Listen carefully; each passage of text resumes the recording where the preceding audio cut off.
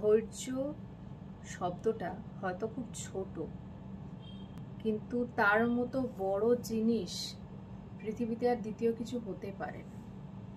যে ধৈর্য ধরতে জানে তার কাছে সব থেকে বড় ভগবানের আশীর্বাদ আছে। কারণ ম্যাক্সিমাম মানুষই ধৈর্য ধরাটা পছন্দ করে না বা তারা করতে পারে না, কিন্তু আলটিমেটলি সব থেকে বেশি গেনার তারা হয় যারা ধৈর্য ধরতে জানে, যারা সময়ের সাথে নিজেকে মানিয়ে নিতে জানে।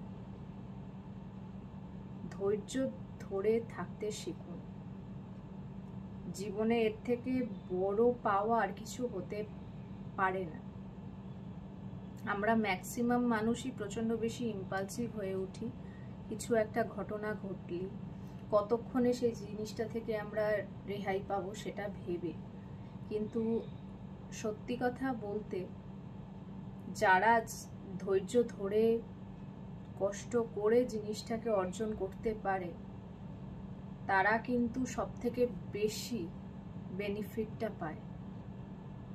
আর যারা ইম্পালসিভ হয়ে তাড়াহুড়ো করতে থাকে তারা কিন্তু অনেক কিছু এরকম আছে যেগুলো হারিয়ে ফেলার সম্ভাবনা তাদের লাইফে থাকে।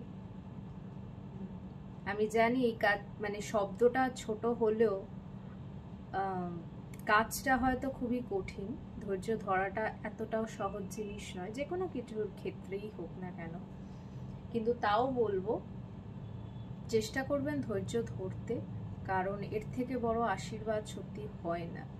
একটু কষ্ট হয় ঠিকই, কিন্তু আখেরে লাভটা আপনাদেরই হবে, অন্য কারণ না।